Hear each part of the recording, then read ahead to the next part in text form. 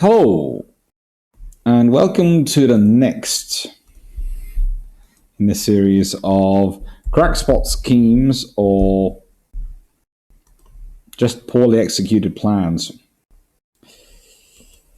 And today's one is probably going to get me some, well,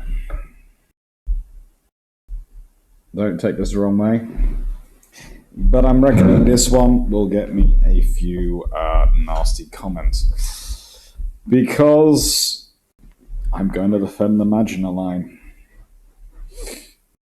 Yes, here is the point. The Maginot Line is designed to try and make it as hard as possible for Germany to invade France.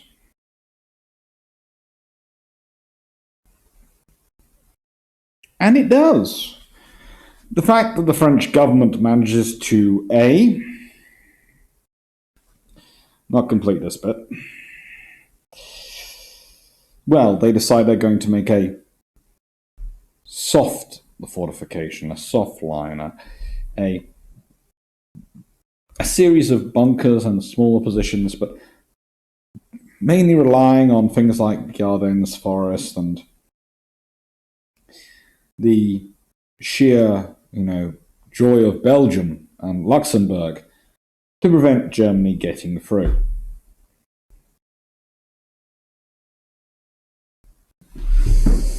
Okay, France, I want to have a collective word with you all because this seems to be something which I need to have had a conversation with you in the 1920s and 30s. When Germany attacked in World War One, they came through Belgium. If I were you, don't place any faith in Belgian defences. They are hard-working stalwarts, and I have the utmost respect for the battles they fought. No one fights a Stonewall action like they do. They fight really, really hard.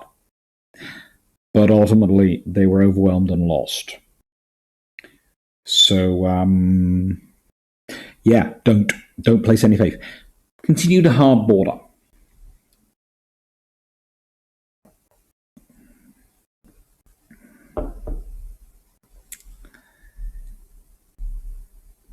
Continue it.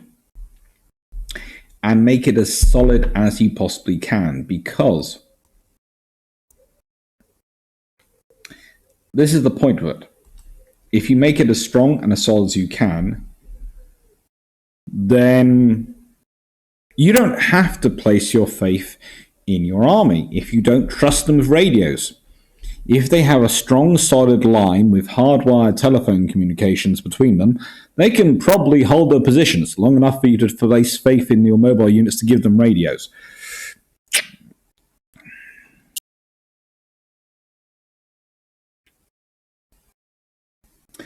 Now, the French, of course, strategy didn't envision a move into Belgium in order to counter a German assault, i.e. they would fight in Belgium, which is lovely, but let's be honest, that means you're going to have to get permission from the Belgian government and you're going to have to be ready to go. And even with all those things, are you going to actually move in time? It's far better to build the concrete wall. If you don't trust your army, build a concrete wall.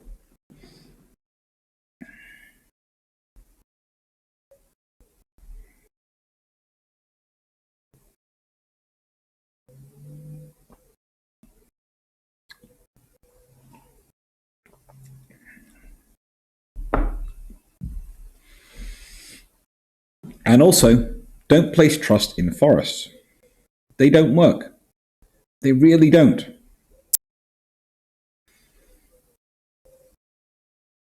So, ultimately, here is what happens, and this is going to be a short one today.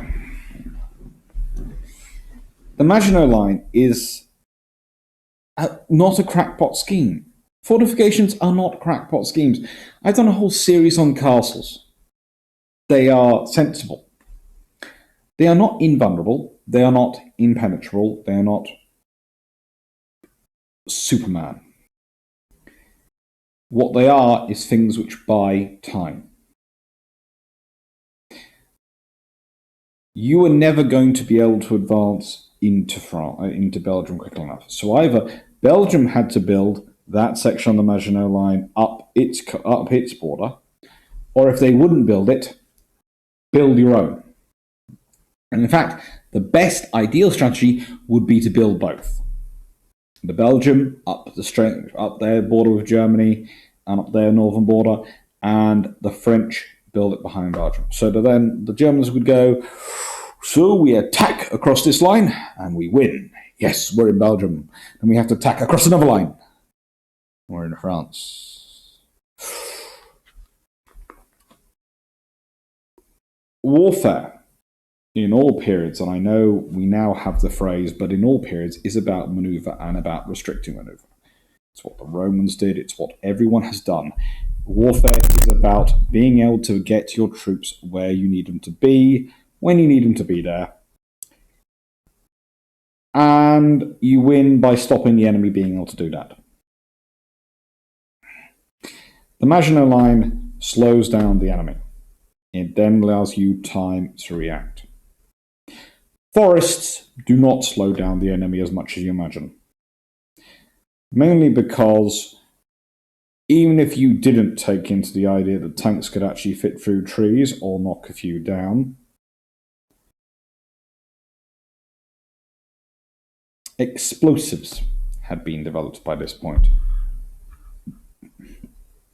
For goodness sake, by this point, the chainsaw had been around since 1905 and had, patented since the 1905 version of it, and there had actually been one in practical construction since 1918.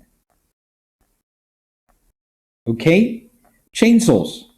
Around for 21 years by the time of 1939. Around for a dozen years by 1930.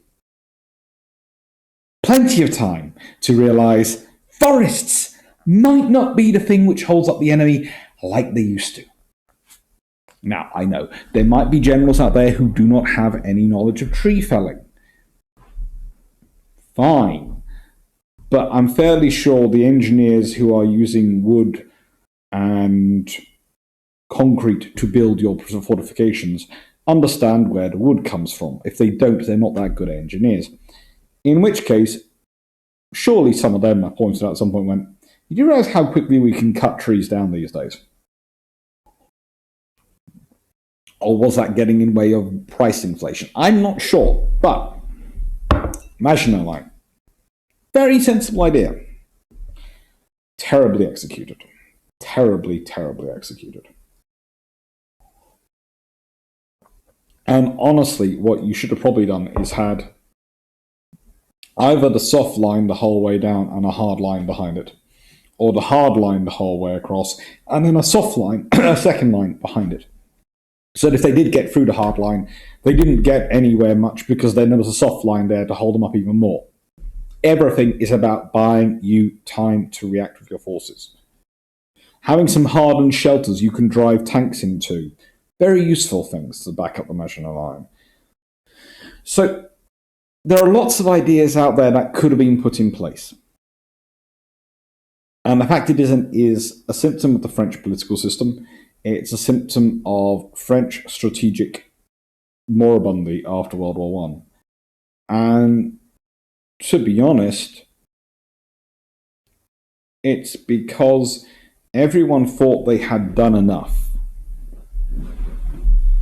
Take out German infrastructure. Everyone thought they'd done enough to weaken Germany that any future war would have a long lead-in where they would watch Germany increasing its strength.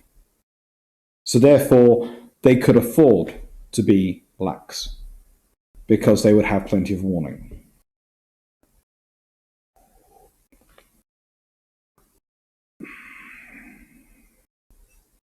Oops.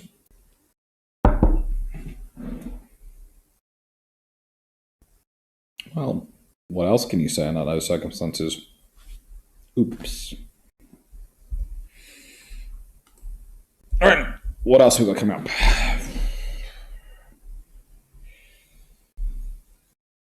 Patron vote results are going to be in soon.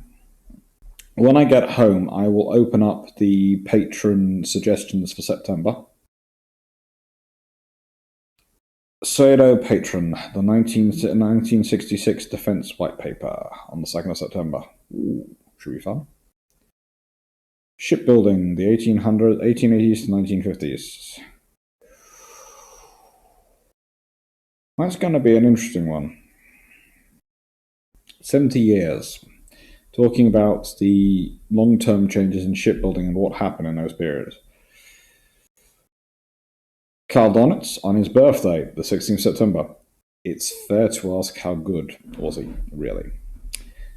Well, there's going to be a taster of that one coming up in this series, because there might or may not be the Battle Atlantic, but it's supposed to be the last one. So it'll be the one I'll only get to if I really am given a lot of free time by the students. Or if I get to it today, considering I'm recording this before the students start arriving. Hey ho. Take care. Hope you've enjoyed.